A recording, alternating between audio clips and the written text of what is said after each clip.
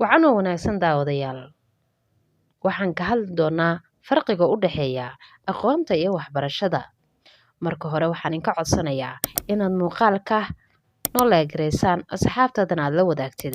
Page-kana hadduusan follow ku ahayn aad follow gareysid. Dhinaca YouTube-kana aad subscribe noo saartid mahadsanid. Ma jiro farqi u dhexeeya aqoonta iyo waxbarashada maadaama labaduba ay yihiin wax aan kala maarmin. Run ahaantii midba midkii kale ayuu hoos yimaadaa. Farqiga asaasiga u dhexeeya labadooda ayaa ah in waxbarashadu leedahay habraac rasmi ah, aqoontuna tahay khibrad aan rasmi ahayn. Waxbarashada waxaa laga helaa maxadiyada rasmiga ah sida dugsiyada, kuleejyada, jaamacadaha, halka aqoontana laga helo waayaha nololeed ee dhabta ah ee qofka soo mara.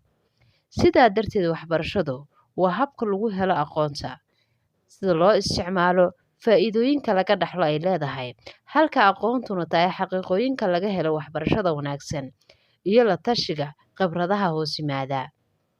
Midba midka kale ayuu labadooda ku dhirirsan yahay oo uusan ka maarmin. Waxbarashada waxaa laga helaa in macallimiintu ay ardada cashirka la wadaagaan, aqoontana waxay ka faa'iideystaan sida qofku inuu nafsadiisa wax u barto, tareerinada uu ka qayb qaadanayo ayay qayb ka tahay marka laga hadlo. Halka aqoontuna aysan lahayn xaduud waxayna ka imaataa macallimiinta, waalidiinta, asxaabta iyo waqtiyada nololeed xanuunka badan ee ku soo mara iyo kuwa farxadeed ee qofka la noolaado ama soo mara intuu noloshu nool yahay.